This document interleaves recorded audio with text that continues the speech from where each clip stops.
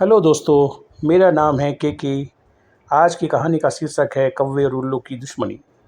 एक बार की बात है, किसी जंगल में बहुत सारे पक्षी जैसे चिड़िया, कौवा, तोता, उल्लू, मैना, बगुला इत्यादि मिलजुल कर रहा करते थे। एक बार सभी पक्षियों ने आपस में सलाह मशवरा किया, क्यों ना नए राजा का चुनाव किया जाए।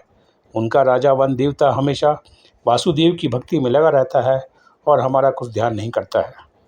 हम बीमारियों से तंग आ चुके हैं और बीमारी से छुटकारा पाने के लिए कोई उपाय नहीं करता है। क्यों ना हम अपने में से किसी पक्षी को राजा चुन लिया जाए, ताकि वो हमारा कल्याण कर सके। पक्षियों ने कई दिनों मंथन करने के बाद सर्वसम्मति से यह निर्णय लिया कि वह एक सुंदर सर्वगुण उल्लू को राजा चुनने का फैसला किया है और जंगल में ऐलान करवा दिया कि पूर्णिमा के दिन उल्लू का राज्य अभिषेक किया जाएगा। राजा के अभिषेक की तैयारी होने लगी। सिंहासन को पवित्र जल से धोया गया और सिंहासन को हीरे रतन से सजाया गया। मंगल गान, मंत्रोपचार का पाठ शुरू हो गया। जैसे ही उल्लू सिंहासन पर बैठने ही वाला था, कहीं से काला कौवा आ गया। कौवे ने सोचा, यह जश्न कैसा, यह उत्साह किस लिए। पक्षियों ने भी कौवे को देखा तो वो भी आश्चर्य में पड़ गए। उसे तो किसी ने बुलाया भी नहीं था, फिर यह कैसे आ गया। फिर भी उसने सुन रखा था कि कौवा बहुत ही चतुर कूटनीति वाला पक्षी है, इसलिए उसके बातचीत करने के लिए सभी पक्षी उसके चारों ओर इकट्ठा हो गए और उल्लू राजा के अभिषेक का मंत्र पाठ सुन ही रहा था। कौवे ने हंसते हुए कहा, यह चुनाव ठीक नहीं हुआ।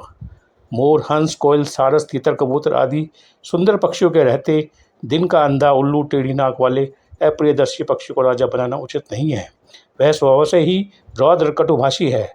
फिर अभी तो वन देवता राजा बना बैठा है, एक राजा के रहते दूसरे को राजा बनाना विनाशकारक साबित हो सकता है। धरती, आकाश में सूर्य एक ही होता है, उसकी रोशनी से हम सब जिंदा हैं। एक से अधिक सूर्य होने से प्रलय जो जाती है, विपत्तियों का सामना करना पड़ता है। राजा एक ही होता है, वही भगवान के समान है, हर मुश्किल में हमारी सहायता करता है। इसलिए हमें वन देवता को ही राजा बने रहने देना चाहिए, वही हमारा कल्याण करेगा। यदि तुम उल्लू जैसे भद्दे शक्ल वाले आलसी, कार, कटुभाषी पक्षी को राजा बनाओगे तो तुम नष्ट हो जाओगे। तुम्हारे जंगल में आग लग जाएगी और तुम्हारे सभी रिश्तेदार, बच्चे बर्बाद हो जाएंगे। कौवे की बात सुनकर सभी पक्षियों को बात पसंद आई और उल्लू को राज मुकुट पहनाए बिना ही सब एक साथ उड़ गए। बस उल्लू अभिषेक का इंतजार में बैठा रहा। केवल उसकी मित्र कार, कलिका और कौवा उत्सव में रह गए। उल्लू ने अपने मित्र से पूछा, मेरा अभिषेक क्यों नहीं हुआ। कार, कलिका ने कहा, मित्र, एक कौवे ने आकर रंग में भंग कर दिया है। सभी पक्षी अपने घर जा चुके हैं, केवल कौवा ही बाहर बैठा है। तभी उल्लू ने बाहर आकर कौवे से कहा, दुष्ट कौवे, मैंने तेरा क्या बिगाड़ा जो तूने ऐसा किया, मेरे कार्य में विघ्न डाला। आज से तू मेरा वंश परंपरागत दुश्मन रहेगा। जब भी मौका मिलेगा मैं तेरे वंश को बर्बाद कर दूंगा। यह कहकर उल्लू वहाँ से उड़ गया। कौवा वहीं बैठा रहा और सोच में पड़ गया।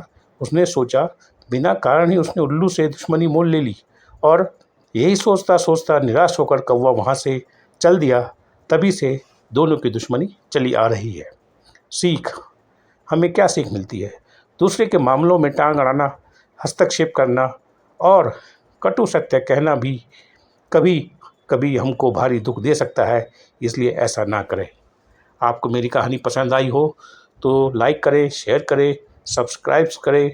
मिलते हैं जल्दी एक और नई कहानी के साथ। धन्यवाद, नमस्कार।